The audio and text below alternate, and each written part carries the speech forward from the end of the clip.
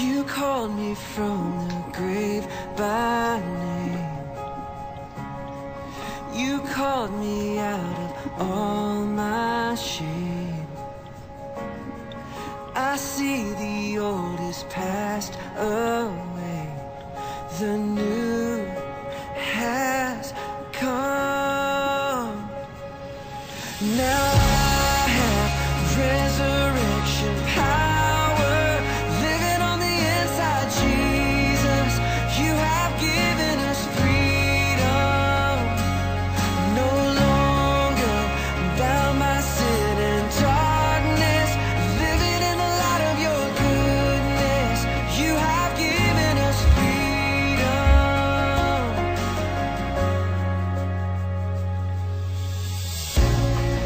I'm dressed in your royalty.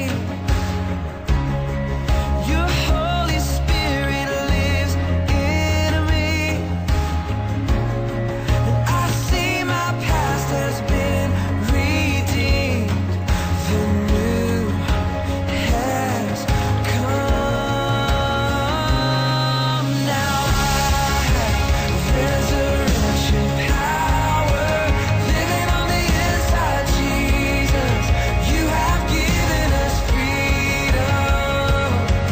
No longer bound by sin and darkness, living in the light of your goodness. You have given us freedom. Freedom. You have given us freedom. You have given us freedom. My chains are gone. Freedom. You have given us freedom. You have given us freedom. Hallelujah. Freedom. You have given us freedom. You have given us freedom. My chains are gone. Oh, freedom. You have given us freedom. You have given us freedom. Hallelujah. Now I have resurrection power living on the inside. And I'm no longer bound by sin and darkness, living in the light of your goodness. You have given us freedom. Now I have resurrection power living on the inside, Jesus. You have given us freedom. And I'm no longer bound by sin and darkness, living in the light of your goodness. You have given us freedom. I have resurrection powers living on the inside, living on the inside.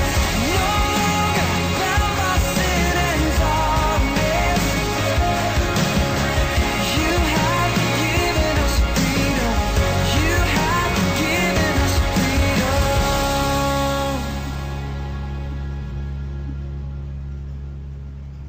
And welcome back to the Supernatural Realm on the Late Night in the Midlands Radio Network. Well, tonight we have a very special guest who has been through some horrific experiences with the supernatural. And Chip, are you going to tell our listeners who we have as our guest this evening? Oh, it would be my honor there, Tim. Yes, our honored guest today is Katie McHale. She has this phenomenal book that is out now. You can find it on Amazon, at least that's where I found it. It's called Under Attack, Deepest, Darkest Secrets Revealed. The book is a very raw account of demonic oppression and detachment that led to possession and finally exorcism. A real case of deliverance from evil with the spiritual warrior Bill Bean, who is a friend of ours. And it's one woman's brave journey that started in her family home that had been haunted for generations. She endured sexual abuse beginning at a young age and grew into a woman fighting addiction to narcotics, as well as a woman fighting against evil forces for her sanity and soul. Sounds very much like my life as a woman. But I am fascinated to hear from our honored guest today as Supernatural Realm welcomes Katie McHale. And her book was just recently released in June. Katie, how are you doing this evening? I'm doing pretty well. It's a rainy day in Baltimore. Well, at least a good crab, you know. Yeah, always after a good rain. Yeah. Yeah, it's kind of one of the things you have to do if you don't live in Baltimore but visit there. That's where my nephew lived for like 4 years when he was going to college. So, Really? Yeah. Wow. What college was he going to? Micah. Ah. Yeah, he got his artist degree down there. He just graduated 2 years ago. So. Wow. Yeah. See, so the world gets Art smaller always and fascinates smaller. me. What's that, Katie? Art always fascinates me. Yeah, it does. It's a neat gift for sure. So what made you what inspired you to read your book Under Attack? So I had a sense from a young age, probably around the time of middle school, that I was supposed to write a book. I guess it was an intuitive sense, knowing what I know now. Mm-hmm. And I never could figure out what I was going to write about. I knew it was going to be some sort of an autobiography, but it wasn't until these experiences came along that I realized exactly what I was being led to write about to begin with. So after having the confirmation that I had some paranormal activity present and being an addict with a life of trauma and mistakes, it became clear what I was going to write about. So it was pretty interesting in the way that it all panned out. I'd say the initial writing of the book started before my final deliverance with Bill Bean and ended with me in the process of recovery and spiritual transformation. It was a slow awakening to a process of having spiritual gifts and realizing that I was in tune to my own demonic activity, but also had a sense of a knowing with other spiritual realms that were existing around me. So some gifts of discernment, a little bit of empathic abilities. And then after the deliverance in my personal situation and my walk in life, I knew that my life would never be the same again. It would never be normal again.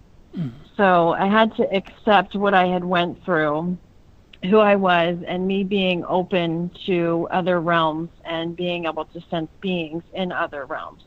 So I don't know if you want to call it a gift or a curse in its entirety, but it's pretty much what it came down to. Mm.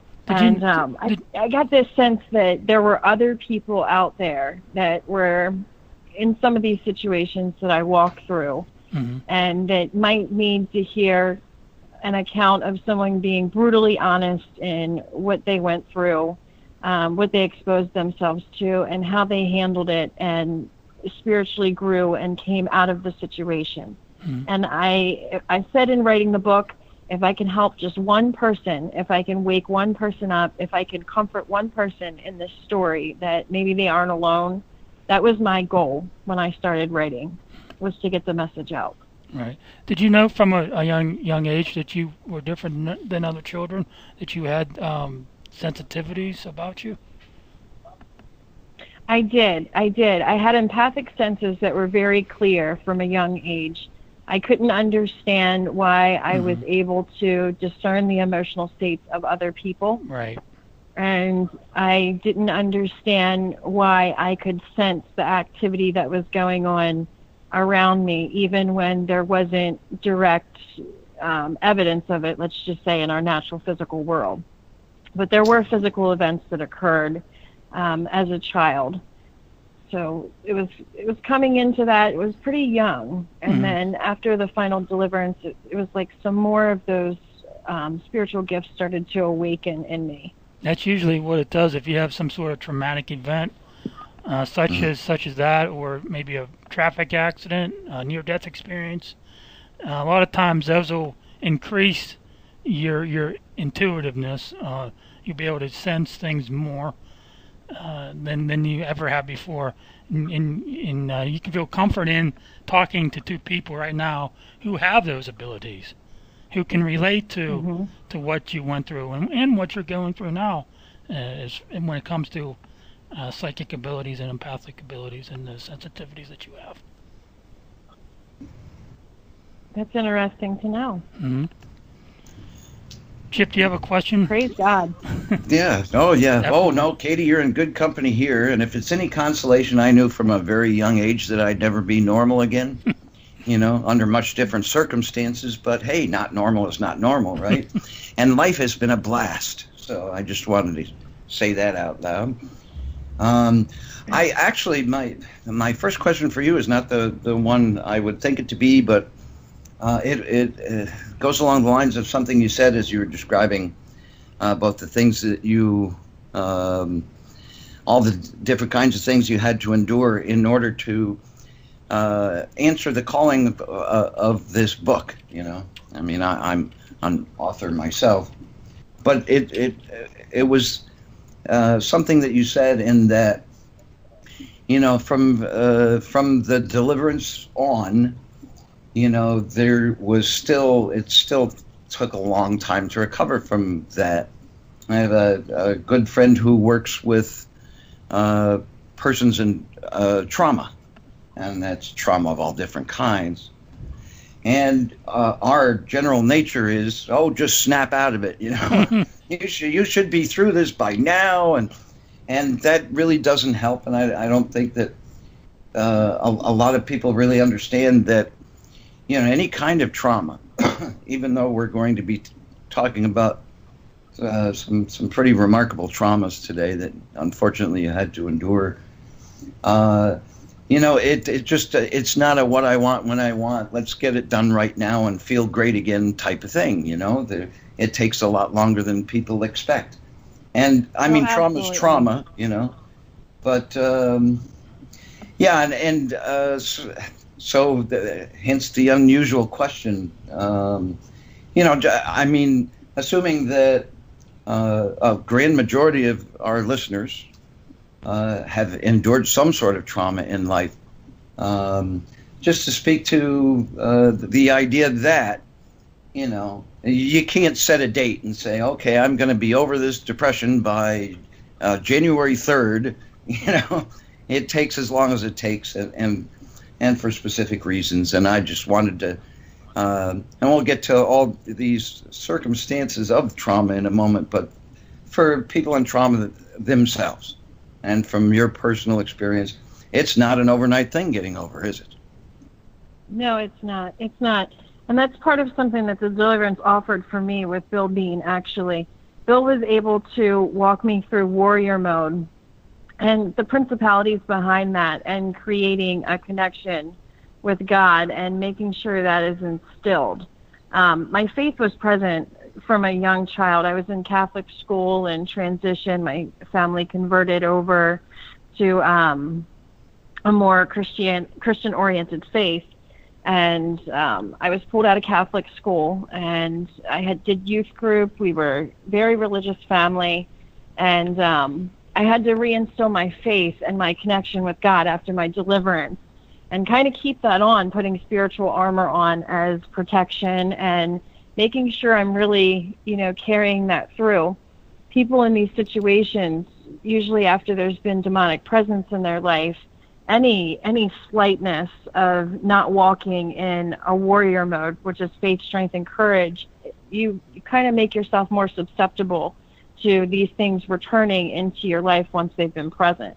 Very good point. So I had to make a lot of adjustments in the way that I approach life, the way that I'm healing, and the way that I'm treating myself. So one of those things was instilling a very deep-seated connection with my higher power, managing my recovery so that I'm not opening doorways for darkness, managing my decisions and my behaviors in relation to others, really making sure that you're being a good-natured person and you're walking close to God. So those were priorities in the aftermath of that. And Bill was able to walk me through a lot of that and guidance on, where to walk and, decisions to make, because it was traumatic. I had a traumatic past in conjunction with this happening. So I was in the process of healing from my past. And then I had to be into a process of walking through a world that many people haven't walked through. Right. And healing from that and realizing that the trauma that I experienced was a little different than the trauma that I had experienced in our typical world. Yeah, and it's not like you can just grab somebody sitting next to you at a coffee shop and say, hey, we should talk about my traumatic issues, especially in a situation like that. It's hard to find people, and even then you'd know very little about them most of the time. So I'm really happy that it was Bill Bean that helped you. He's a tremendous guy and a warrior. And one more odd question before I turn it back over to Timmy. Because, like you said, I mean, prior to your deliverance and prior to the things that happened on a more paranormal end, I mean, there were a lot of things you had to endure from the living before that happened. And look, we all get some real bad breaks in life, and sometimes when they overlap or are extreme, we have moments, I guess, when we look to God and say, "Come on, dude," really questioning, is it, look, I'm trying. I am a good person here, It's bad people that are doing things as to my good self, and kind of grow to that cusp where you're really questioning faith. And I just wanted to. I imagine you probably had a few moments like that, but that is my formal question, I guess. A few moments says it at the least. Okay. Going through this process, my faith in a higher power, I believe in the presence of a higher power. I had trouble understanding why God was allowing these things to happen, why God had brought these things to me in my life. What decisions did I make? What decisions were inflicted upon me? What was it about me that God was not coming to my rescue? And that's actually clear in the promotional video by Stroman Entertainment, Katie Doc 1. I had writings on the wall of hatred for God, of Christ, because I had come to the point where I could bear no more. I could absolutely bear no more. And I believed that my God had left me behind. And I had to really understand the dynamics of that. But if it were not for me walking through that and learning to reinstill faith in God, and there was a defining moment in that trust of God, with a demonic presence active in my room, where I was instructed through the deliverance process that I needed to face it and I needed to not run. And through that process, in that moment, I had a demon on top of me. It was a black demon. Had limbs. It looked like if you were to put energy together as billions of atoms coming together all at once, it was a black figure. And I woke up in the middle of the night to this thing's hands, if you will, limbs around my throat, choking me, and I couldn't move and I couldn't breathe. And this was an incident that had happened on numerous occasions. And I was instructed by Bill, do not run. And Yahweh rebuke thee in Jesus' name, depart. Yahweh rebuke thee in Jesus' name, depart. Utilize the spiritual warfare. And it was a moment of trust. It was an absolute moment of trusting my higher power. I had ran out of the house, slept in the living room, slept close to people, anything that I could do to avoid facing off with these forces. And the moment that I actually faced it, rebuked it, utilized the spiritual warfare, that was the last time that I physically saw it. And it's funny that we're talking about it now, because the next morning when I woke up was the morning that I received an email back from Stellium Books that they were interested in this book to begin with. So it was almost like a spiritual gift. It was like, you trusted me, here I am. Yeah, right, some kismet. And it must have taken such extraordinary strength to actually face it, you know. I mean, I can only imagine, especially after all the other things that you've been through before this even started happening. So we thank you and admire your strength and courage, not only from this situation, but earlier situations throughout your life, and all the times that you questioned your faith, and yet, you know, here you are. And I think that's something like a badge of honor. You know, we talk to a lot of people who are just in some way or another in service to others or in service to the greater good.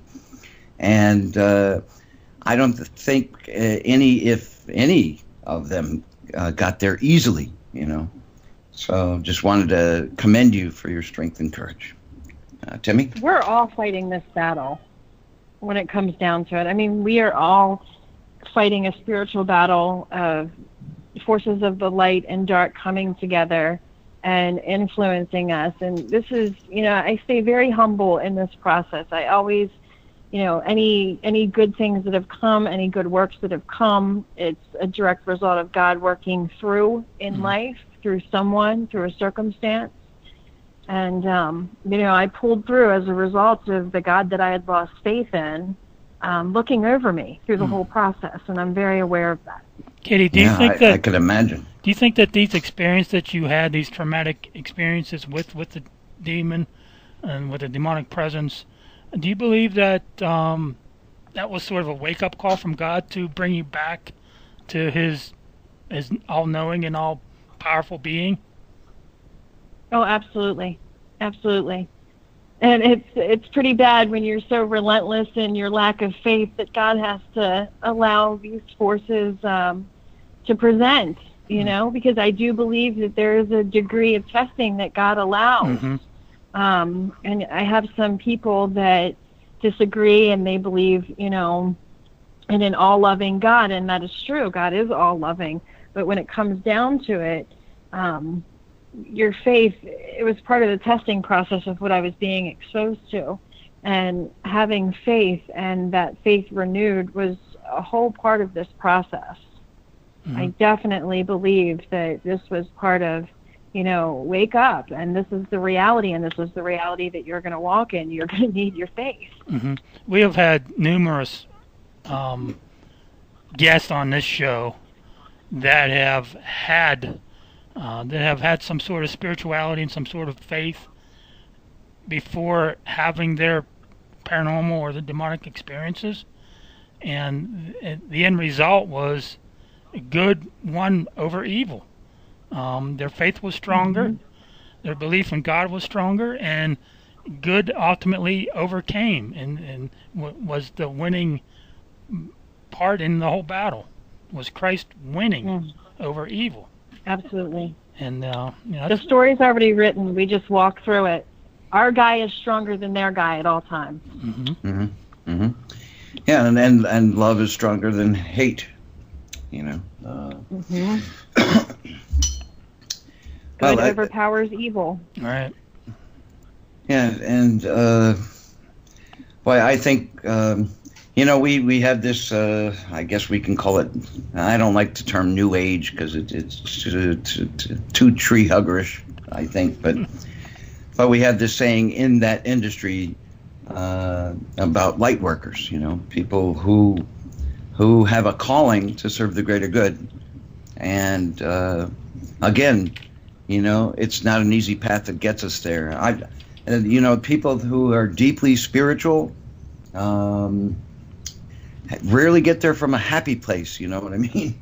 And look, I think that it as if it's not enough to have a past that has abuse and self-medication is a part of it.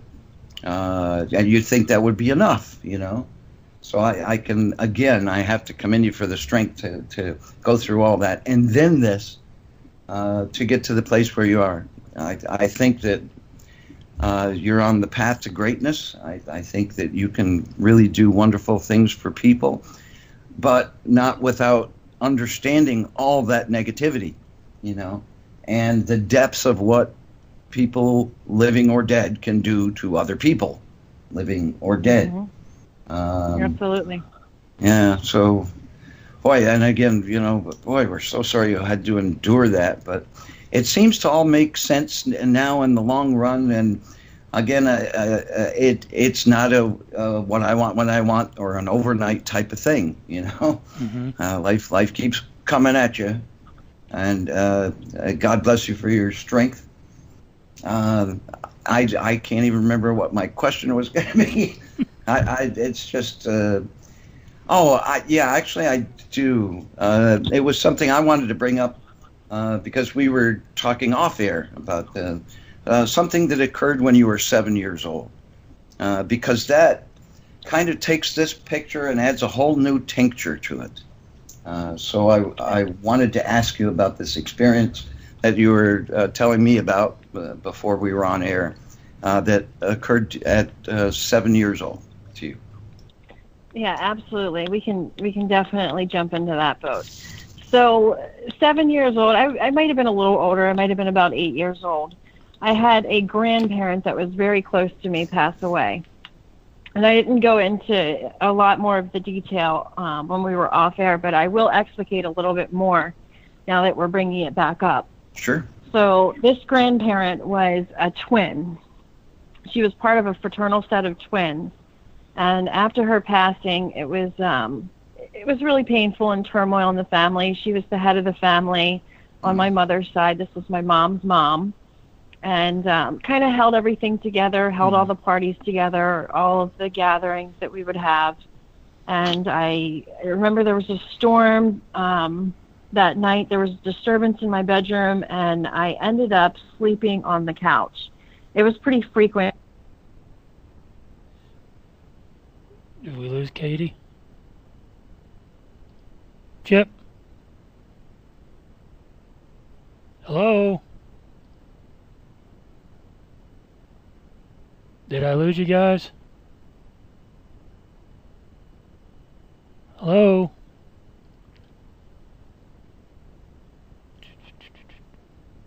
Is anybody there? Shoot. Hello?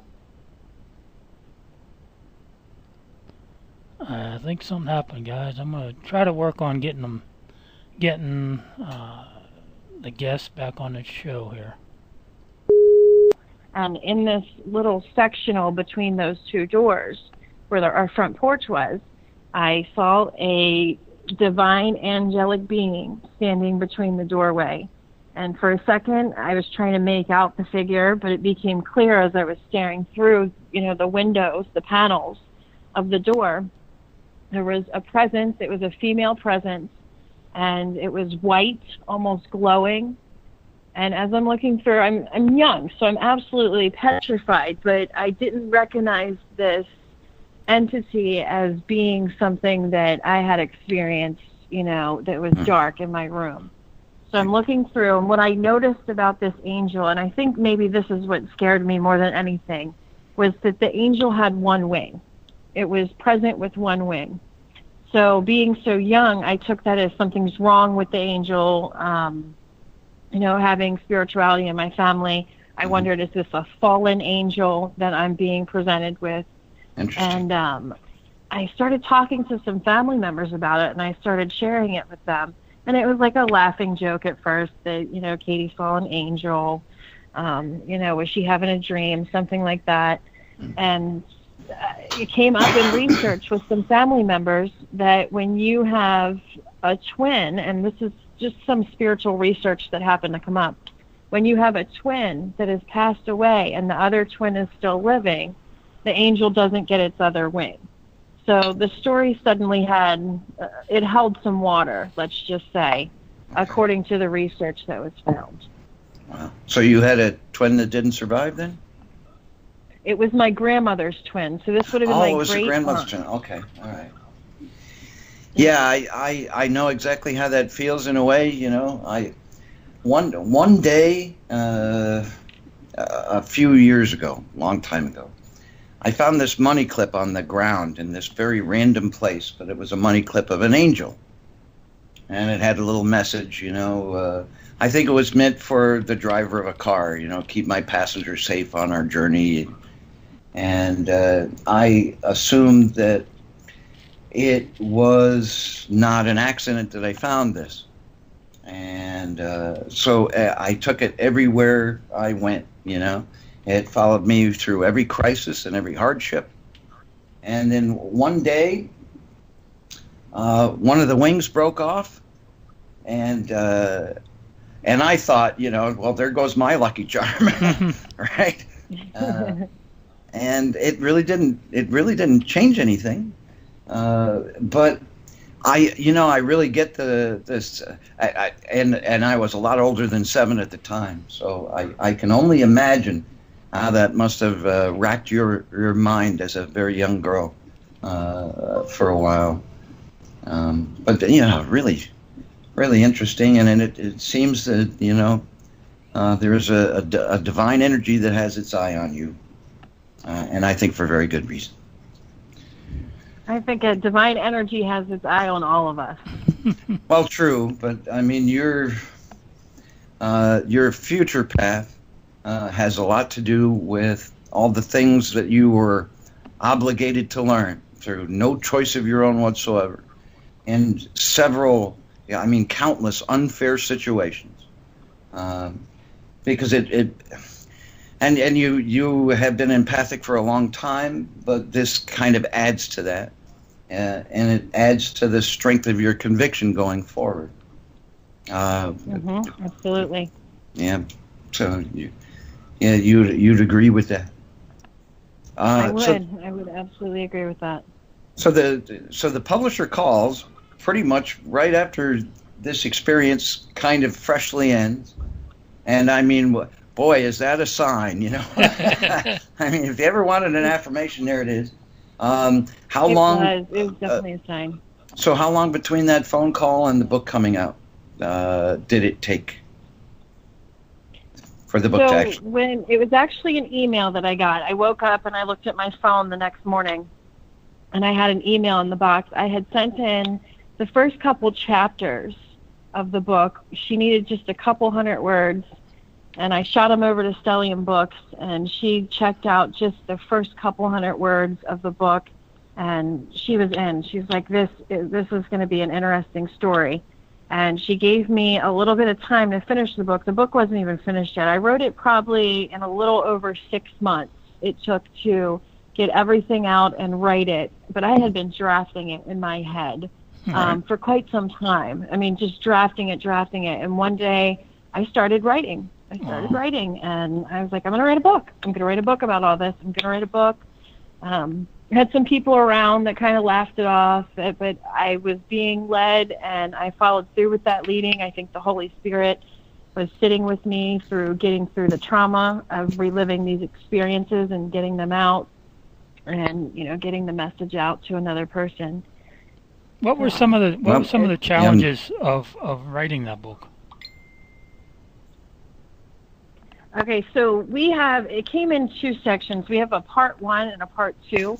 The part 1 mostly covers background information, and it's information that seems like it was part of an oppression, because these forces, since they were hanging around since I was a child, it was almost like they were laying dormant around me. Right. For opportunities to influence situations, influence behavior, and then it goes into more of the oppression becoming active in part 2. So you see signs of, it starts at the beginning of the book with, family history, what it was like living in the house with the spirits, no one noticing, being isolated as an only child, Had a lot of arguing and contention. Dad liked to drink a lot. My parents were both hard workers, so a lot of the first couple chapters goes into the history, where people in the family were doing seances, sightings that were in the family. Prior to that, activity with my cousin's house, which was just 3 houses away, also had a lot of demonic activity and spirits living within the house.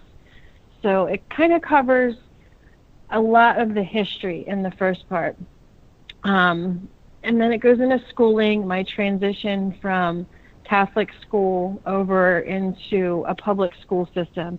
And I didn't realize it at the time, but being empathic, the energy change and what it was like from being in a Catholic school with rules, and you had your uniform and you carried yourself a certain type of way, and then entering into a public school system where it was chaotic, kind of go into that. And then it goes into where I kind of maybe gave some permissions, established some legal rights for the entities to be more present. And the impression of Hollywood movies and how things go in those really gave me some beautiful ideas of how to interact with these forces that were around me. Oh, nice. So, oh yeah, absolutely. Absolutely. So we go into some family history, and then where abuse starts, and the manipulation that started occurring with the sexual abuse. So I had a situation happen when I was 12 years old. I had another situation come up when I was 13 years old. That person went to jail, and actually, you talk about a play on numbers. When I was 26 years old, there was a death from addiction. So this person that went to jail and assaulted me, he actually stalked me for a few years after that too. It was like relentless, like he wouldn't give up. So sorry. And it is what it is. We live, we learn, and we grow from these experiences. True. So this person ends up being found in a puddle of his own blood as a result of abusing alcohol and drugs. And it turns out, through talking to the people that found him, I wasn't the only one. I wasn't the only person that he was a predator of. And I wasn't the only, young girl that he had talked about exploring.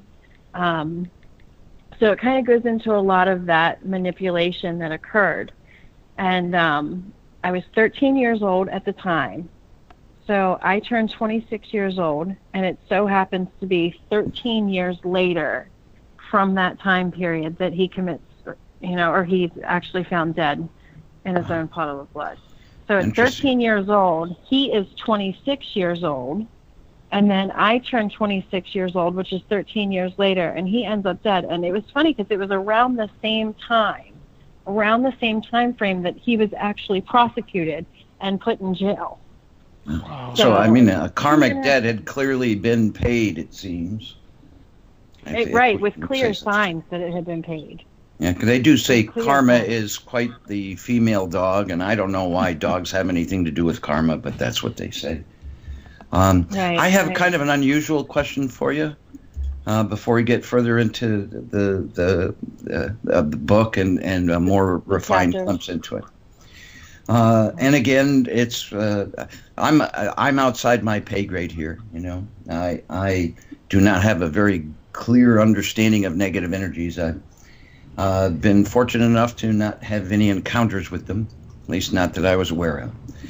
But with that said, and considering all these different kinds of things that you've had to endure up until this point in your life, there are some folks that I see either online or talk to from time to time that maybe are chronically ill or have some sort of condition that has something to do with physical pain or ill health or a series of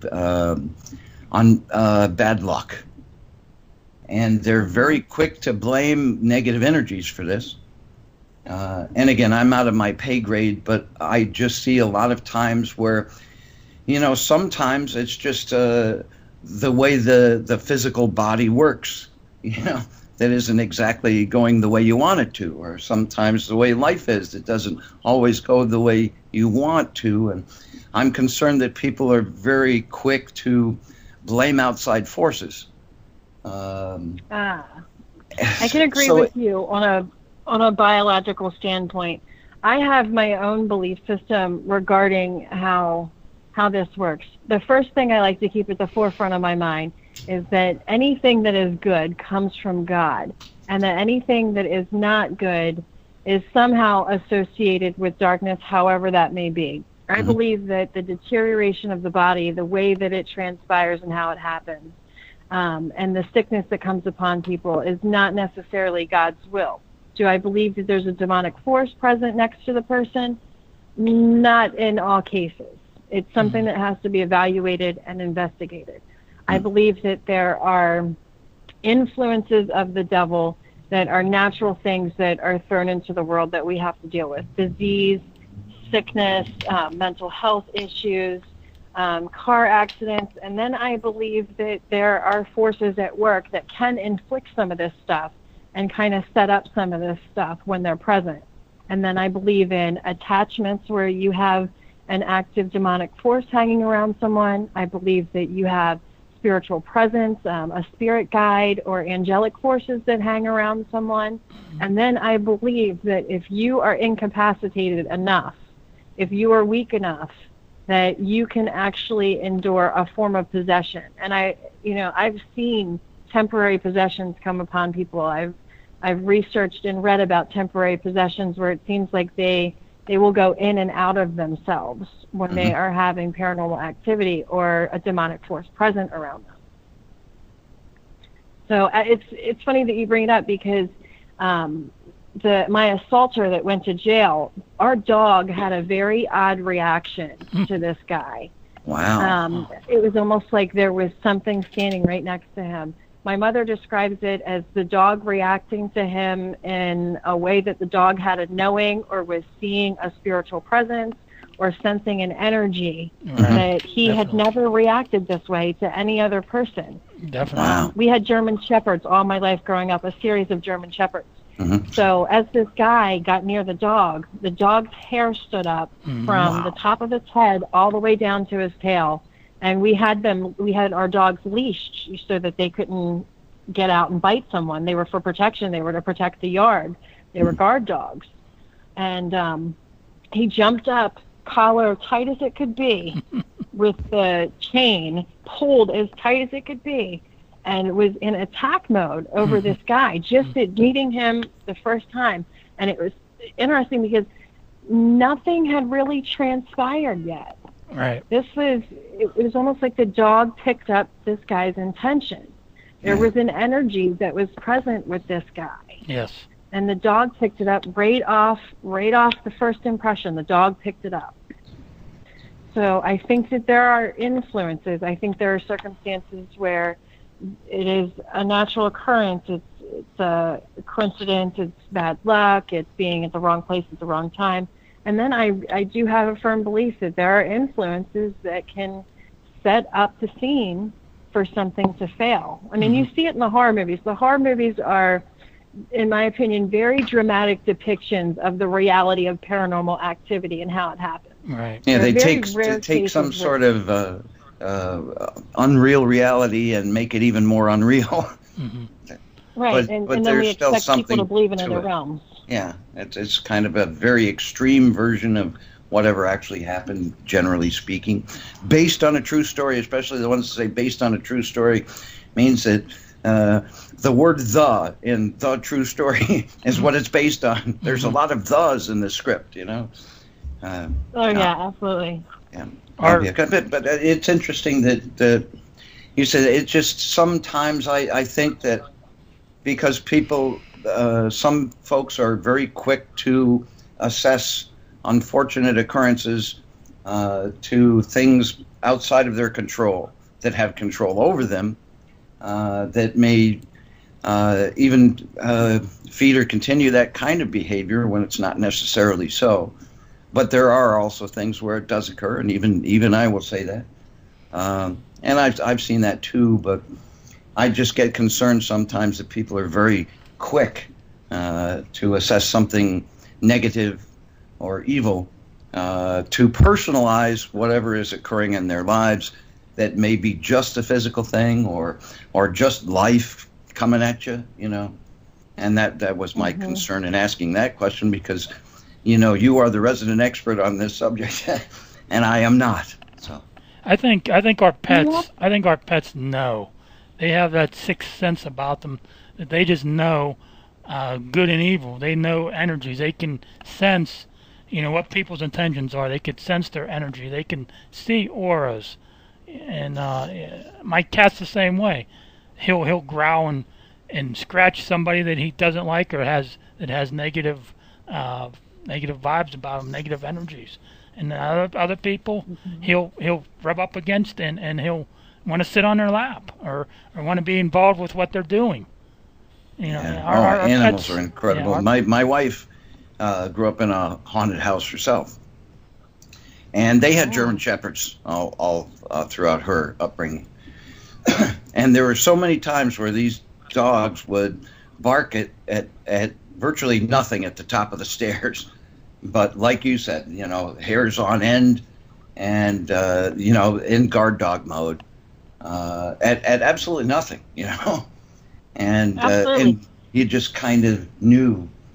And that, you know, animals are just amazing like that. I've got a couple of buddies that worked with state police and were also paranormal investigators in their spare time. Well, it always fascinated me. I never saw that in a lot of police, you know, because I usually get that look, you know, what are you doing? Well, we're here on a paranormal investigation. Oh, okay, you know. And here these guys are doing it. But they actually brought their trained police dogs on paranormal scenes, you know. And the dogs could pick up a whole number of things. They would bark at the empty pockets of air where something might be, but they could also, you know, trace things like blood or narcotics or anything else that might have had something to do with the scene, because they treat this paranormal investigation almost like they would a crime scene, because they're investigators by nature, you know. And it made them even more fascinating. Our animals were very responsive. Mm-hmm. Yeah. But even the cat seems to chase not chase, fixate. You'll see as if an entity is being watched to the left or to the right. I mean, cats will naturally have their pony runs. Animals have their energetic spurs. But we've actually sat back and watched a cat follow, and I'm picking up on energy, and I'm watching a cat follow back and forth. I've seen a cat. My father's house is still haunted to this day. It's really, really disturbing walking in there. The energy over the house is so dark and heavy. And there's a cat in the house to this day. And this cat responds. I watched this cat look from head to toe and back up at something as if it was standing there. Now, there is demonic presence in that house, and there are also spirits in the house. It's on very old property. It sits in front of Baltimore City in Brooklyn Park, and it backs up to what used to be a wooded area that's now a quarry system that leads to a cesspool of a tunnel. And there used to be this wooded area behind it that it was like a ravine. It was like a gully system. We would call it the gully, and it led through the trees down into a tunnel system that went down out into the Chesapeake. So, and it's funny because Bill's story, you know, I did some research on Bill's story after my deliverance was over. I didn't want to dabble too much in his story, and I found some similarities in where these forces seem to present or pick up energy or gain power from. And behind Bill's family haunting, he had a ravine in the back of his property behind the house. The house was described very similar as well. A dark house, just kind of had the spooky appearance to it. The energy was heavy. Dark paneling in my father's house, dark walls, long hallways, very expansive. We traced activity back for at least 3-4 generations on this property, and seeming to be in the area, actually. So we have my grandparents' house, which is just a couple blocks away, where there's activity that they're experiencing now. And we have my cousin's house, which is only, like I said, 3 houses up, which has active activity in it. I mean, we're talking everything. In my father's house, we had closet doors swinging. I would wake up in the middle of the night to seeing weird things. I would wake up in the middle of the night being chased around the room and have to be rescued. And my parents were frantic. They're like, what kind of dreams is this kid having? And I would try and tell them, you know, there's a presence, there's something that keeps coming in the room. And, you know, God love them, they didn't know what was going on or what the situation was, but I was petrified constantly as a child. So when the deliverance was done, they could only remove it. I was hoping to, you know, break something that was hanging over the family, because there are a couple people in the family who have experienced the activity and who maybe have some spiritual gifts that they're just open to some of these things. And I was hoping to break whatever was lingering over the area or the family with a couple relatives. But when you do a deliverance with someone, you can only bring forth freedom for them. And you have to, it would have to be individual cleansing. It would have to be the individual person receiving the deliverance. And I was baptized with the Holy Spirit, rebaptized, because I was baptized as a child, as a baby, and I was rebaptized, had that fresh fill of the Holy Spirit. So these are individual cases where sometimes you have to go in and do it individually. But we had, at my cousin's house, we had toilets that would flush by themselves. You would hear footsteps walking across the floor. My cousins actually saw a similar black entity as children. They described it with glowing orange eyes, and were afraid to wake their parents up to knock on the door. They didn't want to disturb their parents, so they kind of they hung by the door in the middle of the night, actually by their parents' bedroom door. And I think one of them told me that she fell asleep by the door instead of going in to wake up her parents. So, you know, we tried to be kind of respectful of our parents and not involve them in too much. You know, they had their own stuff that they were going through. Right. So involving them could have just, you know, sometimes backfired. Yeah, it might not have been part of their own personal belief system. You know, I had situations like that in my life, you know, where you try to say when you think something's going on that is of the nether realm, and you know, it's an imaginary friend, or try to get no, you know, that there's no such thing as that, you know, and go back to bed. But it was in bed where the thing grabbed it. Oh, come on, get over it, snap out of it, go back to bed. You know that. Yeah, exactly. You guys ready? How it happens. You guys ready for a break? Yeah, actually, I just wanted to again remind everybody we are talking with the wonderful author Katie McHale. Her outstanding book is called Under Attack: Deepest, Darkest Secrets Revealed. And we highly encourage you grab yourself a copy. You can find it on Amazon.com. And yep, that's my piece, Demi. Our listeners can call in with questions for Katie or for one of us at 724-602-2826 or Skype tim.roxbury1. We'll be right back right after this. The L&M Radio Network is growing like wildfire, and here is your chance to get your message to the masses. We are the #1 radio network in the land with 30 quality shows and counting. We are the best bet on the internet and the AM/FM dial, being carried by several stations and being heard in more than 100 countries. And who else can say they have Midnight in the Desert with Heather Wade? Exactly. So for more information on advertising with L&M Radio, just contact Michael Vera at mv@latenightinthe-midlands.com or Ira Robinson at feedback@openeyesnetwork.com. Again, mv@latenightinthe-midlands.com or feedback@openeyesnetwork.com.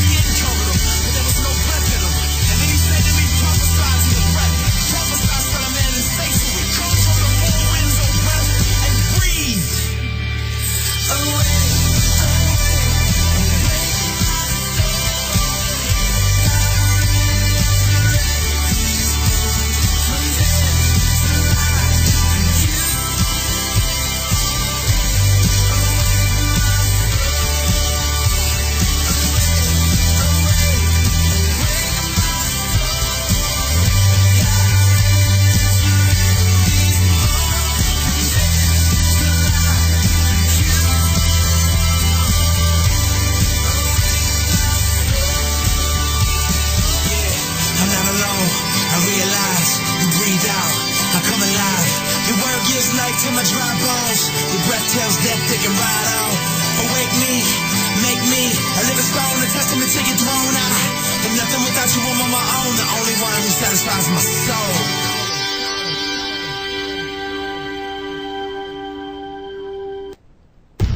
Are you intrigued by Paranormal Talk Radio? You'll love the new Paranormal Radio app from TalkStream Live. You'll find a great selection of talk shows covering UFOs, ghosts, strange phenomena, and much more. Download the Paranormal Radio app now and start listening to the very best in paranormal talk entertainment, including the network you're listening to right now. The Paranormal Radio app, free in Google Play and the iOS App Store. Timber!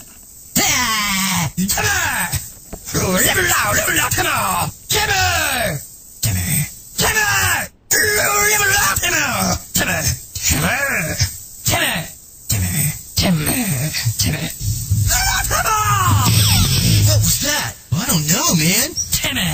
And welcome on the LNM Radio Network. Chip, you with us? You back yet? Hello? Okay. You guys there? Oh, yeah. Oh, yeah. I'm here. Lost you for a second. Did you? Yeah. Oh.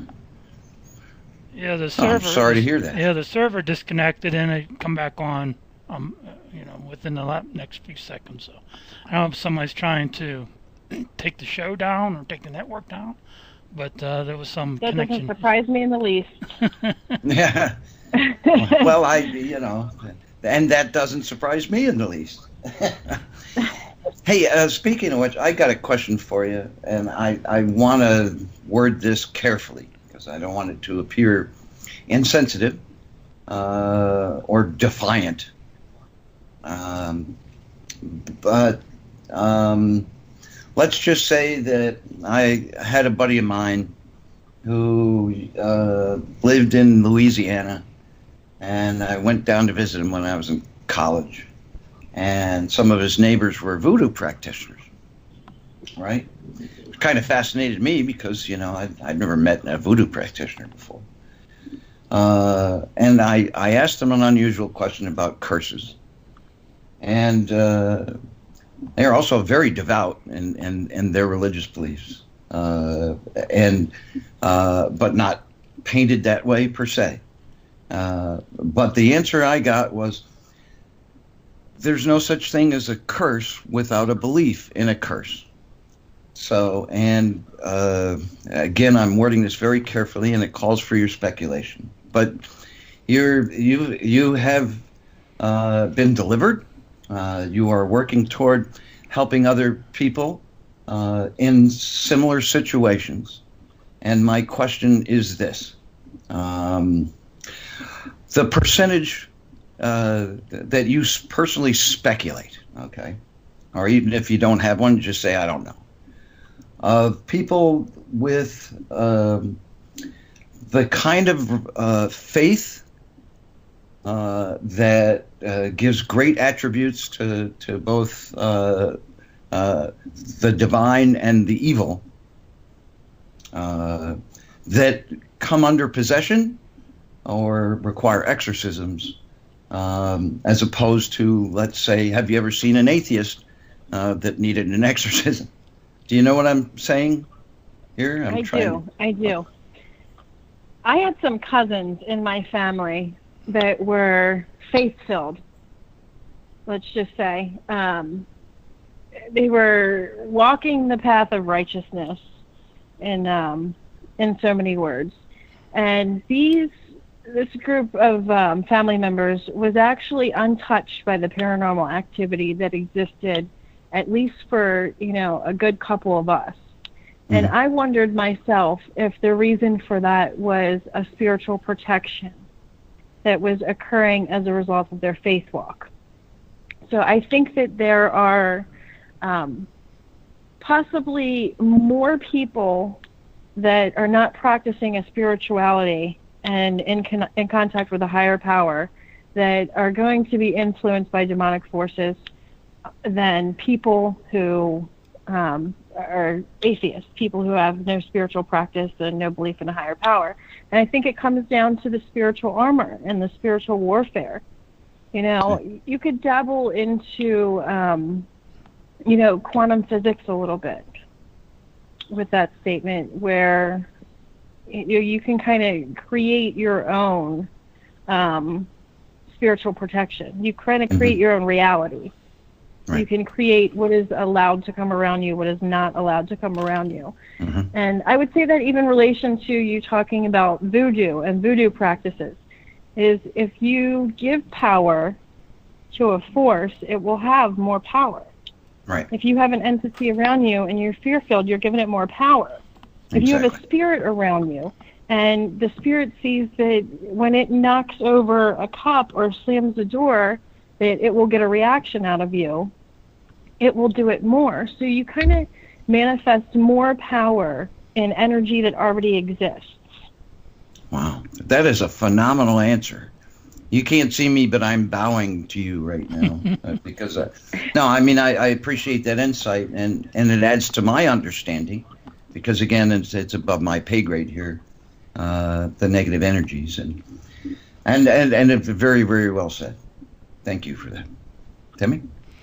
We you know, I heard in the answer there that Katie, I don't know what your thoughts are exactly on quantum physics and the story of creation behind it, because, you know, Chip and I have a friend on a friend of the network who had wrote a book about quantum physics and how spirituality and the story of creation ties everything together. Yeah, and he did it beautifully. Thomas Fusco is the guy's name. Fascinating guy. Yeah, Behind the Cosmic Veil. What are your thoughts on that? Without hearing Thomas's story or reading his book. Okay. So the first thing I'd like to say about it is I have a pretty interesting take on creation. Either, no matter how you believe that our existence and everything around us came about, it's going to take a leap of faith. Right. No matter what direction you go into, whether you believe solely in science or you believe in religion, either way, it's going to take a leap of faith in my eyes, because when you get to the origin source, if you go down to the very amino acid of development, where did the amino acid come from? Right. It's like the Russian stacking dolls. There's always a doll inside a doll inside a doll. So where did the doll come from? What came first, the chicken or the egg? So if you believe in the story of Adam and Eve, obviously Adam and Eve had to have come from divine intervention. You know, the creation of God, the breath of life. Right. If you believe in science, my question to you would still be, where did that origin of particle, of atom, of cell come from? So I like to take a combination of religion and science and bring them together for creation, which is where I believe that God used science in creation. So I try and pull them together and make them one. Right, exactly. Yeah. And that's you'd like Thomas. Yeah, Fusco, you'd like Thomas. See, Timmy, another road trip. You know, we got to get them all together. Yeah, that's exactly. There's some intelligence behind that force. I mean, you know, this is not all just one happy accident. You know, things that just go well beyond any known laws of physics or any physics really from 150 years from now could explain some of those things. Yeah, Katie, you would love Thomas. You would really enjoy hearing what he has to say and reading his book, because he's a very devout Christian. I mean, when I say devout, I mean strongly devout Christian, and that's how he gets it. The passion to write his book, and where the story of creation and how creation and quantum physics, supergeometric theory, ties everything together. But they're hand in hand. Right. They are absolutely hand in hand. And the one experiment, I watched a movie several years ago called "What the Bleep Do We Know?" Right. Are you guys familiar with that? Oh, I saw that. Yeah, it was one of the first documentaries about quantum physics that they dressed up by getting a couple of current stars of TV or something and they went through all the quantum physics puzzles. Yeah, I did see that. And it kind of teaches you how your energy plays a role in influencing your reality. Definitely. So, and I have no doubt that the spiritual world operates on some of these principles. One of my favorite experiments is the quantum split, which is where they the double split, sure. The split, and they take the particles and they start shooting them as waves, and then an amazing thing happens is when you are watching them, they act differently as if you're not watching them. Right.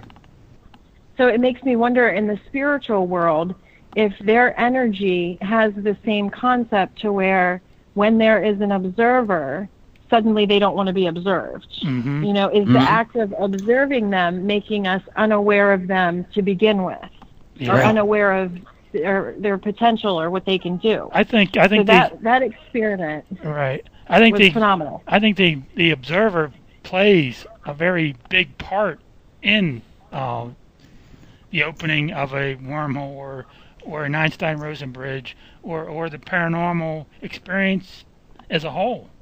I think the observer plays a big part in that. Yeah, how much of our intent or our actual living energy can influence these particles.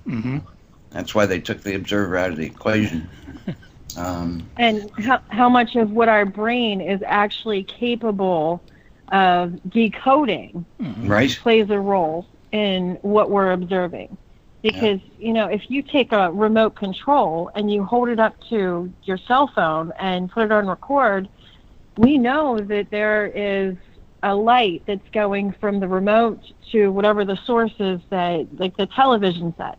And we can't see that light with our naked eye, but if you put it in front of a camera and you press the button, you can actually see the light frequency that emits when you're changing the channel on a TV. So, and I argue that with people when they say, you know, if you can't see it, it's not there. You just pull a TV remote out and you press that button and you can see the light frequency. Right. Oh, microwaves, you know, infrared. I mean, a lot of things that are not visible to us are still functional parts of our world, you know, and our physics. And it brings up a kind of a weird question again, but that's me. I like it. Well, it's just again from, you know, I have a lot of friends, you know, and if people are my friends, I love them, you know. But there's only so much time, energy I have in real life, so I try to give them my best focus and attention when I'm in their presence. And again, I do get concerned, and I brought this up once before, and you so eloquently answered, so I'm going to try from a different angle, because I really appreciate your point of view on this. I'm learning something here.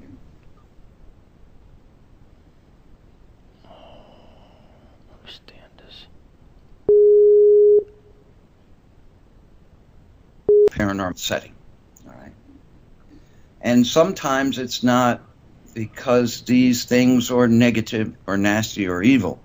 Sometimes there are things that say, oh my God, they know I'm here. They can see me. They can hear me. You know? But the person really isn't as sensitive as the spirit wants them to believe.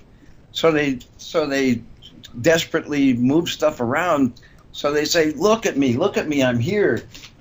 Granted, it's probably rare, but it does happen from time to time. And I just wanted your opinion on that particular outlook. It's rare, but it happens. At least that's been my experience, but I'm not you, so. I absolutely agree that they're trying to get your attention to a certain extent. And if they find that they can get your attention, it's often that they will do more things to grab your attention. I've had situations where I have one of my close friends, actually, and there was a spirit present in one of the houses that she was living in. And this spirit was known to be a previous owner of the house and would hit the trash can lid in the kitchen, just as I'm here, I'm here, here I am. And the trash can lid would spin obnoxiously around. And they tried to replicate, like, just walking up to the trash can and hitting it innocently. Yeah, right. And they can't do it. Just to see, and they can't replicate that trash can lid because it's one that revolves around. You can hit it and it, just spins and spins. They could not replicate with one hit the trash can lid just spinning around like that. Right. So I believe that when you have a demonic force, they do more volatile things. They're a little bit more aggressive and a little bit more threatening. Spiritual presence tends to be a little bit more innocent, and sometimes it is hard to draw the line of whether or not you have an agitated earthbound spirit or an excited one. Yeah. Well, that's why I'm asking the question, because, again, my concern is if somebody automatically blames this on a negative force, it snowballs the belief system of the living person. It sets up a self-fulfilling prophecy, so they'll look for any evidence that they're right, and sometimes create evidence when it's not there. Aha, that broom just fell over. See, I told you there's something bad here. When it's not necessarily that way, because it makes your job easier going forward. My concern is that a lot of things get blamed on negative forces that aren't necessarily that way.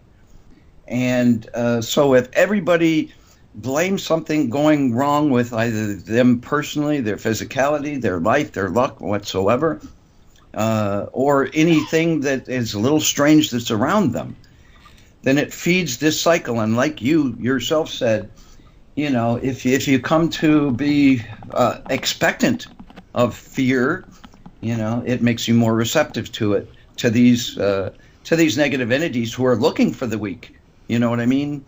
So I'm trying to separate the difference, so it's easier to find out if something really is negative without pushing people into dangerous situations. By drawing that line. Do you know what I'm trying to say? Does that make any sense? Oftentimes you're not going to know if you have an agitated earthbound spirit or a demon because they're probably going to mimic some of the same behaviors. And, when we're working with deliverance ministry, we don't want an earthbound spirit present, let's just say, who is being aggressive to begin with. Right. So it's going to be treated in a cleansing process in that case. Mm-hmm. So we don't want an aggression. I've been in, actually, my the first recovery house that I was in had it had demonic forces in it, and it had what I believe to be a woman that was protective of the people who were entering the recovery house. And she had been seen. We had captured her on camera. Before I got there, the house managers from years before had orbs and pictures, and they had captured her actual physical shadow on camera. So when I got there, I was very aware of her presence. She made me aware of her presence. I actually had gotten to a negotiation with her at one point, because if you were to leave a specific light on in the room that I discerned was her bedroom at the time that she lived there, she would turn the light off. She would just turn it off. And she kept walking. She would open the door and she would walk in the middle of the night. She would walk in, and I woke up a couple times with drawers open, and no one else was, in a position to where that would have happened. A drawer would be open and the light would be off. Recognized your sensitivity to it. They did. They recognized my sensitivity. Kind of a wink and so a I nod. had to right. Here I am. I'm trying to get through my recovery process, and I'm negotiating with an earth spirit. I guess it's good practice. It was good practice. It was excellent practice. So I made an agreement with her. I had to tell her, when during the daytime, I will keep this light off. I'm having a conversation with the spirit. During the daytime, I will keep this light off.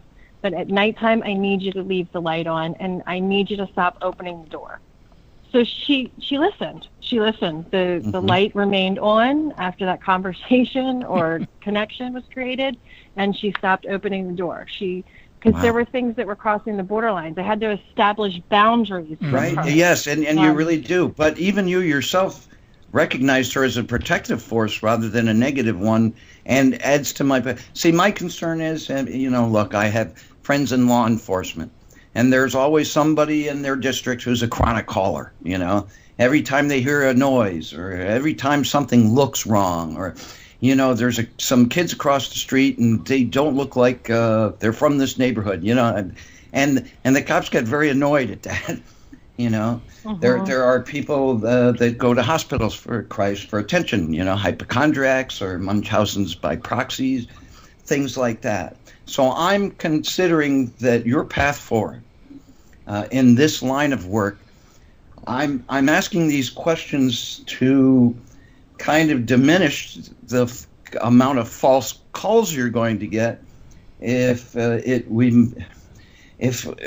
we just say, yes, sure, if your life's not going that way, it must be something negative around you, so you don't have all these calls you have to go to that really don't demand your attention. Does that make sense? And if it does, as an empathic person, I'm able to distinguish something that's negative from something that is innocent. I can, the presence of it, the energy of it, I will get anxiety. I will feel very discomforted. Right. I will have signs that there is a presence that is threatening. Whereas if there's a spiritual presence of something that's harmless, like I felt with her in the house, there was this knowing that she is there, that she lives there, and that this is a source of protection, and she's looking over.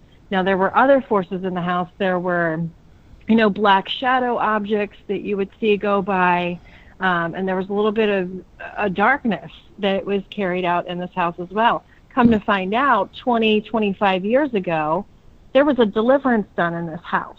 There was a cleansing process done in this house. Wow. So I did some research. Yeah, so I did some research on this house. And it turns out with the traffic of people and addiction and with such traumatic events coming in and out, there's a chance that they brought something back in that was hanging around. But this woman's been there for a good few years. Yeah, but the energy was right for it. So we had an 8-foot ladder. And there's a picture of it in the book, and it's talked about in the book, during a time where there was an emotional uprise. And it's my best guess as it is to yours whether or not the woman was agitated or it was one of those, darker forces, the shadow objects that were presenting in the house. We had an 8-foot ladder that was quite heavy, that was leaning up against a wall, that would have taken a little bit of effort, even, by a strong person to just innocently walk by and knock over. I mean, you really would have had to use a little bit of muscle to knock this thing over. Right. And we were all sitting in the, the community area in this house, and the ladder was pushed over and slammed down onto the floor. So I don't know if that was, there's too much chaos, or if something dark was feeding off negative emotions, because they will feed off negativity. Yeah, they will. You have two different spectrums living in that house. And I believe that, there is a battle of the light and dark that's existing around us, a spiritual battle of the light and dark. Okay, can I add to that question now, knowing that I don't have to worry about you? Because you yourself said in answering my question that your empathic sensitivities help you in knowing the difference. Now, I don't know about you, but I have met a lot of demonologists in my day, a lot of spirit mediums in my day, even an exorcist of the 3 I met that, for lack of a better word, sucked. Okay? I mean, I think we've all come across somebody who claims to be a medium, but, they're not even close to as talented as they believe they are. So now, because you can walk into a situation and have that empathic ability to really regulate the difference, and have been trained through life to negotiate with spirit. There are some people in the industry that you are really aiming for that don't have that, or have no business doing it. And could you? It's a learning process, and that's why, I have someone like Bill, and Bill is a very hard person to be in touch with and to get in touch with. Sometimes I feel like it's like a tag team, and he runs by me and goes, "Tigerette, how you doing?" and answers a couple questions, and then runs on to the next state to, help somebody else out. But, in those moments, I like to really take in the information that I get from him. But this is a training process. I am learning to work with my own senses. I'm learning to work with the spiritual realm. There are things that I'm being awakened to. And I think that anybody who is working with this stuff is going to be in the same position. Any deliverance minister is going to have an area where they're not maxed out on their knowledge, and they never should be. They shouldn't be maxed out on spiritual gifts. They shouldn't be maxed out on, because then your ego comes into play. This is an area where you have to have. That's why we don't have paranormal unity in the paranormal industry, because the ego comes into play. Yeah, but that's a wonderful answer. I really appreciate your outlook on all this. It makes a lot of sense to me, and I'm glad this field has you now more and more a part of it. So, and there are symptoms of demonic activity. With an earthbound spirit or a spiritual presence, you're not going to get, the smell of stench with rotten eggs. I've experienced just horrible smells. The smell of, and this is a hard one to come by. You'll get a rotten egg smell. You'll get a sulfur smell. Almost decomp, like old decomp. Right. And sometimes there was a smell of leaking natural gas when there was no source of leaking natural gas. They're just these odd smells. I've even experienced something called hubs. Are you familiar with hubs at all? I'm not sure yet. So it's you can do some research on it. It's substances. So I've woken up after demonic presence with sulfur smell in the room, and then this substance. It was, for me, I guess people may experience it in different situations, but it was an orange substance that was in my bedroom where I was having a lot of the activity happen. And we searched. It was on top of the dryer in the back laundry room in the basement. This is where my bedroom was.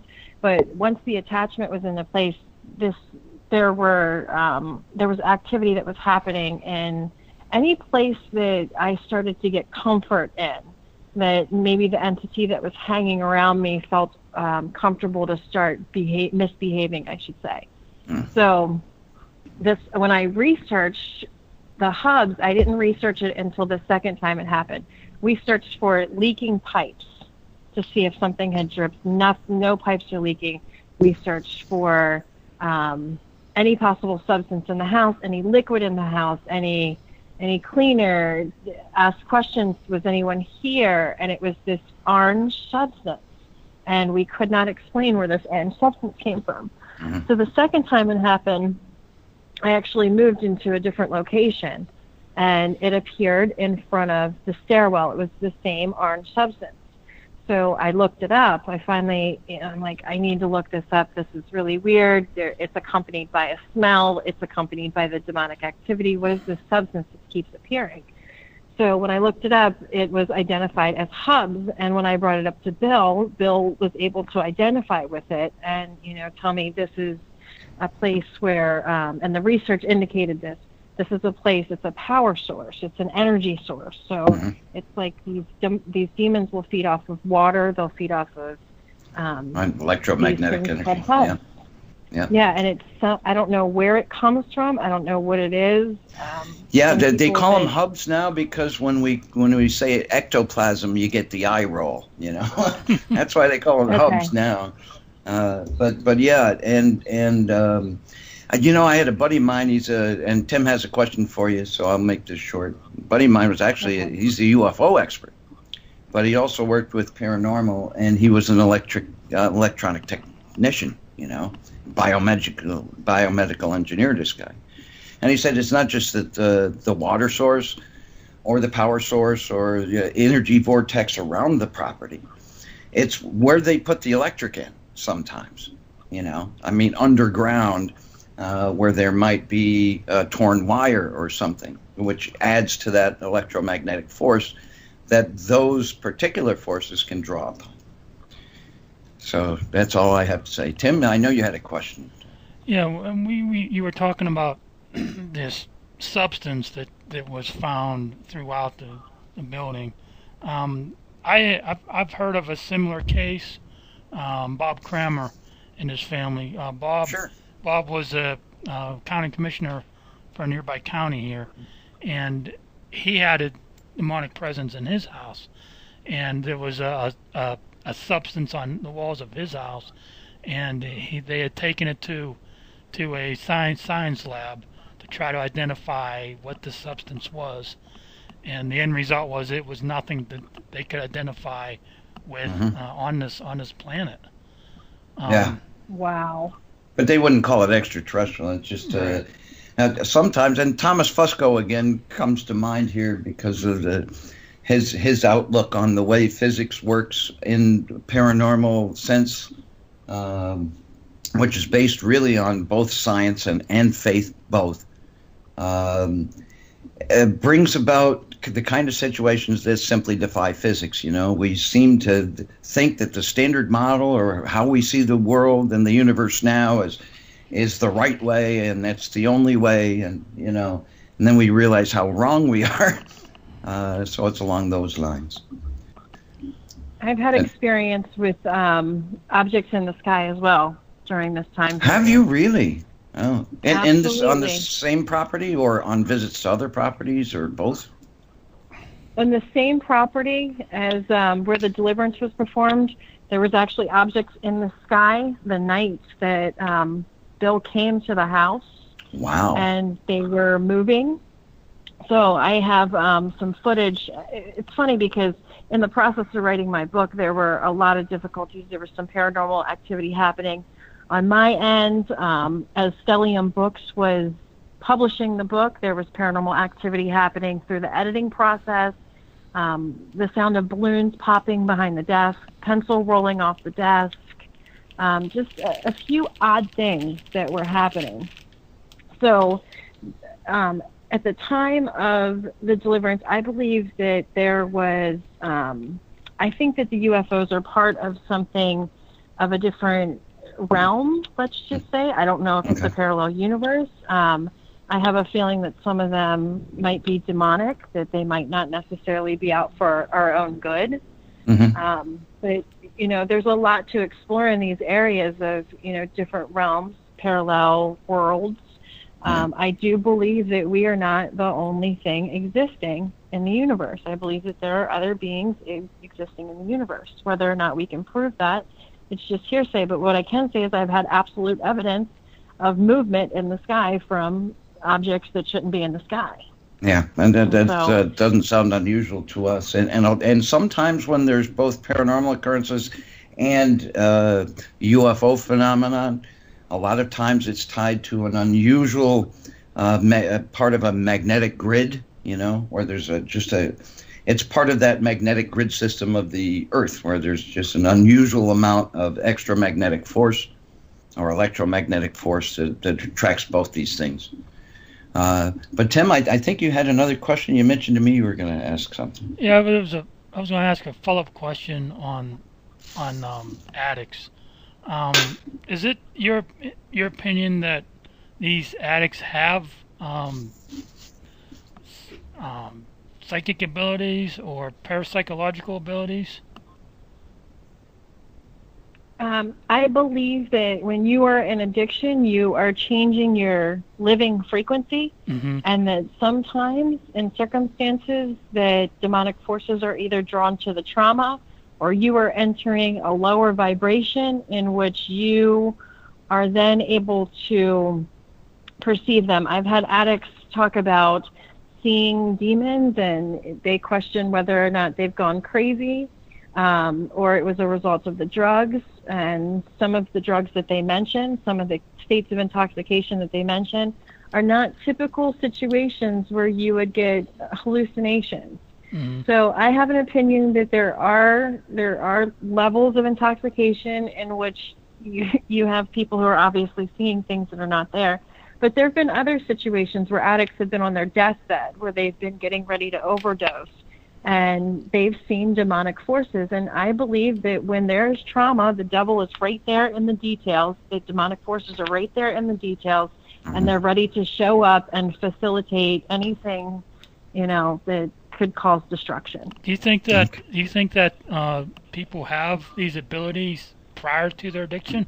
Maybe that kind of causes them to go into their addiction because they can't handle these abilities, or discipline. I don't want to speculate on that too much. Addicts are definitely their own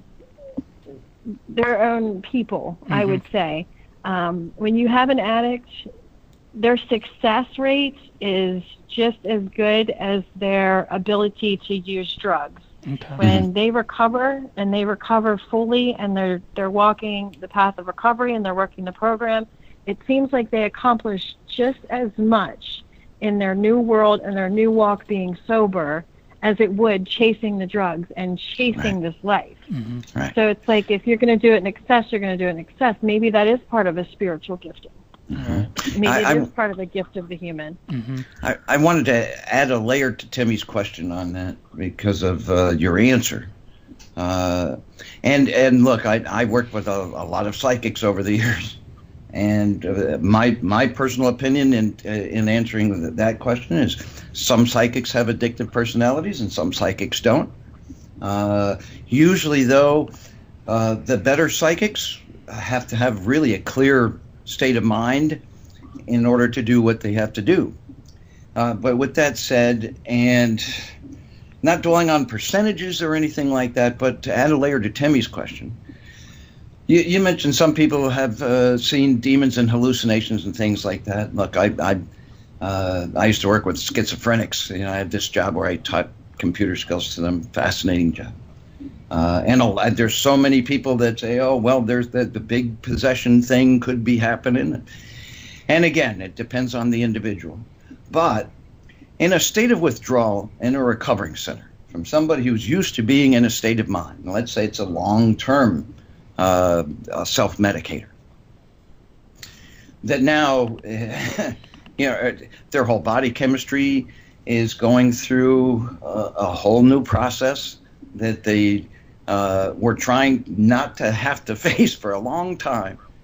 So the idea that they could suffer from hallucinations or imagine that they're seeing things, whether the things are there or not, adds the layer to Timmy's question. He was talking about people who are in addiction. I'm asking about people in recovery. Whose body are going through the changes, and that takes a long time. Do you think that would make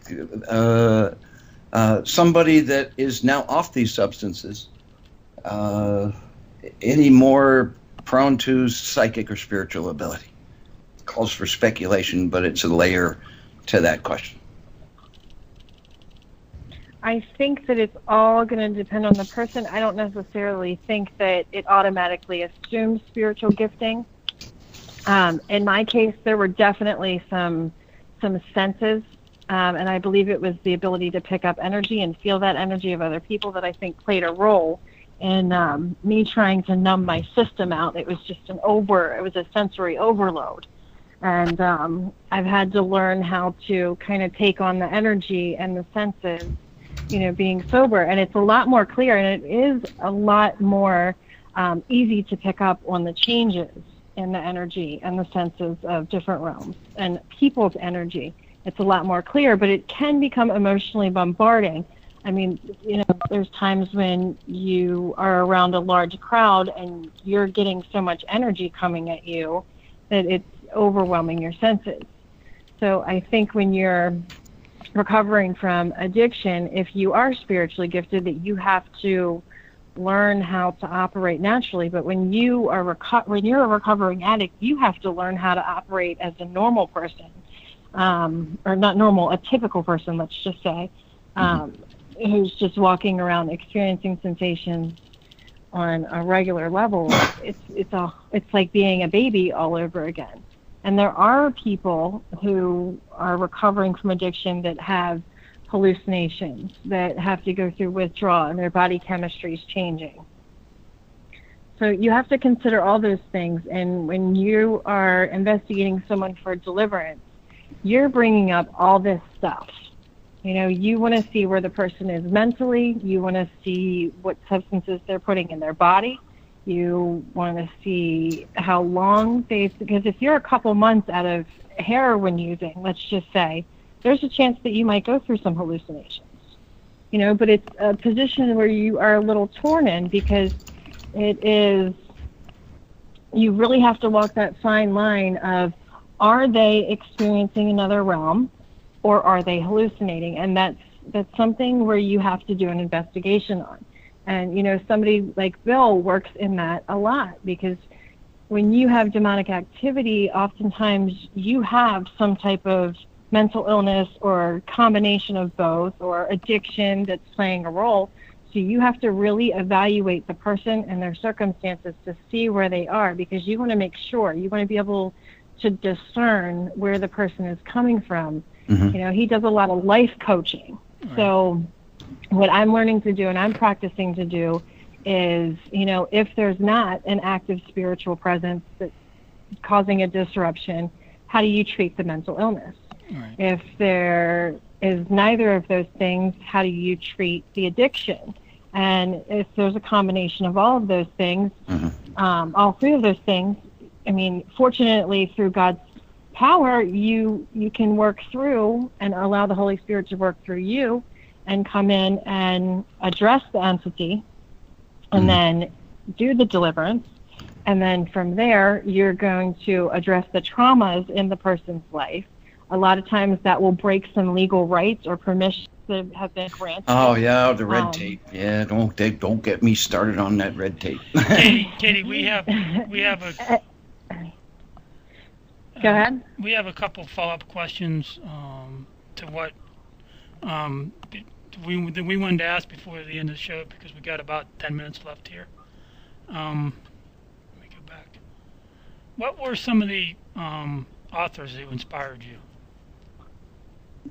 Okay, so the first person that caught my attention on a deep-seated level was Joyce Meyer. So I'm absolutely inspired by Joyce Meyer. I relate to her on a personal level, coming from, you know, she has a lot of traumas that were involved in her life.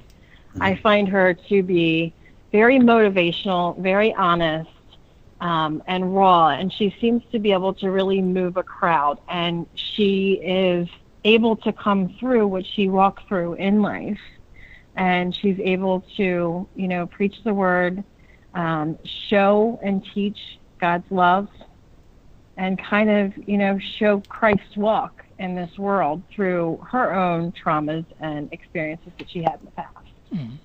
So she just motivates me. She inspires me. And if I could take a combination of authors to pull together and to walk a path, you know, in the supernatural realm, in the spiritual realm, with religion, I would like to combine, you know, the way that Joyce Meyer has motivational speaking and ministry with deliverance ministry, you know, in the way Bill is mentoring me and guiding me and leading me through the process with any questions I have. And have you ever heard of Nadia Boltz-Weber? Yes. Okay, so if I could combine Joyce Meyer, Bill Bean, and Nadia Boltz-Weber, I'd say those are my leading three authors and inspires. Excellent models to have. To yeah. Yeah. Excellent models to have. Timmy? I did have a question here.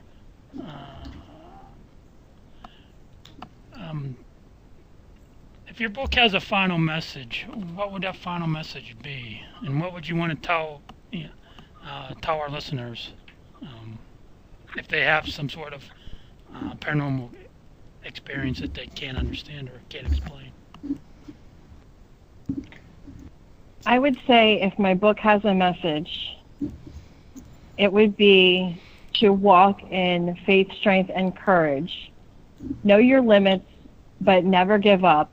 Walk through the storm. Face your fears and refuse to live under attack by any means. Pray, give it to God. Come to God, help others, and love always. Oh, that's beautiful. Yeah. Yeah, I think, and sometimes bad things happen to people that ultimately are designed to give them the wisdom so that they can help others. And boy, we really admire your strength and your courage. Remind the listeners, the name of the book is Under Attack: Deepest, Darkest Secrets Revealed. It's by Katie McHale. Katie, in this case, Katie, McHale, capital M, little c, capital H, and little ale. Katie McHale, author of the fantastic book, Under Attack: Deepest, Darkest Secrets Revealed. I'm looking at it on Amazon as we speak. Is it available anywhere else? It should be available on Amazon. It should be available on Kindle as well. So those are the two places that you can access it. In the future, it may be available at some bookstores, and there may be some book signings available coming up. Oh, you go, girl. And, yes. So I'd also like to put out there, if anyone, needs help with this stuff, this is a realm that I'm working in. I am starting a ministry working with spiritual realm and working with life coaching and trauma victims. And if anyone is experiencing difficulties in these areas, I can be contacted. And I've taken the ministry and gave it the Greek name for unconditional love, which is agape. So it's Agape Ministries 151 at gmail.com. Okay, I'm sorry, Agave Ministries, what were the numbers? Agape, A-G-A-P-E, the word ministries, at gmail.com. And I encourage anyone who is having a problem, if they don't feel led to me to help them with the difficulties, that they can contact Bill. He's always readily available. I'm mentoring under him. Any questions I have, if they can't get in touch with Bill, Bill will be my source that I will go to for leading. And 15:1 is at the end of Agape Ministries. It comes from Genesis 15:1, where God speaks to Abraham in a vision and says, "Do not be afraid, Abraham. I am your shield, your very great reward." And that's a verse that I carried with me through my deliverance process, fighting dark forces, and a reminder of who's always behind me, working through me, and on my side. Excellent.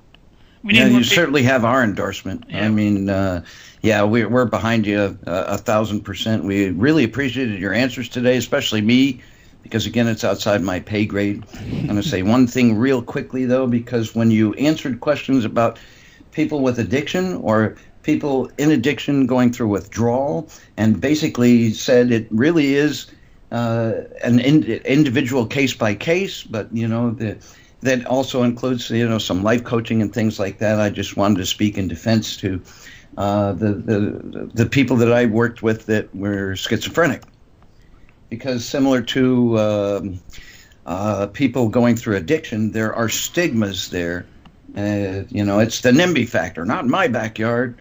And if people look at schizophrenics and say, well, they're more likely possessed than not possessed, that's just it kind of throws it onto the fire. So even in mental illness, it's an individual by individual basis, really.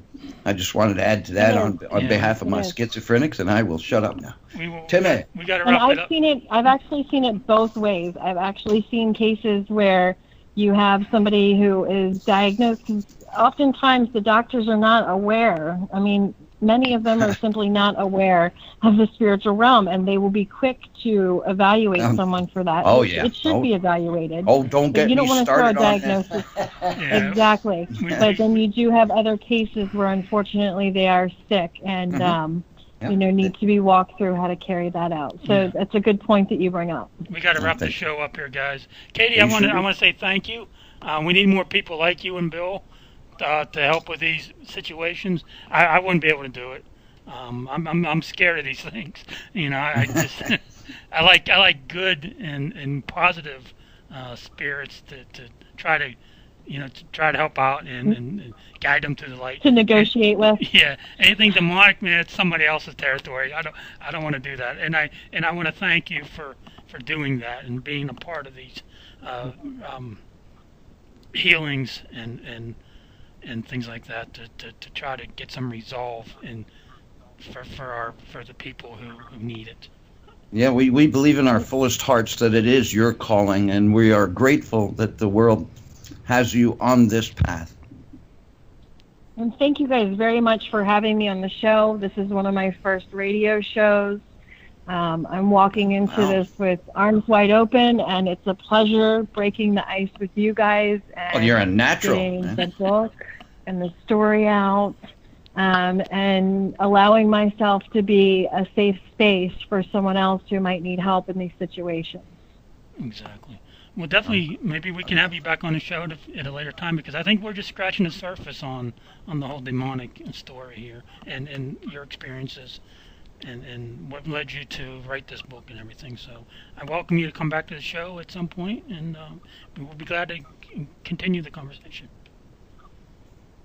All right, guys. You have a good night. It was a pleasure speaking with you. Thank you. Oh, it's been wonderful for us, too. Thank you so much. The book, Under Attack, Deepest, Darkest Secrets Revealed, by Katie McHale. You can find it on Amazon.com and Kindle as we speak. Timmy. We're going to end the show here, and I want to thank all the listeners for the questions. I want to thank them for listening, and tune in next week. Hope everybody has a great week. Good night, everybody. Here's Better Take Me. care, everybody. Thanks for listening, and good night. Here's Better Me by Montgomery Gentry.